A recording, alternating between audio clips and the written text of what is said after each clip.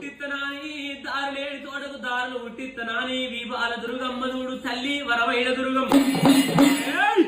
మధ్యమాల చెట్టు కింద మారుగొట్టి మారేసం కడుతున్నది తల్లి పొద్దుకేడు మాయలంటున్నదమ్మా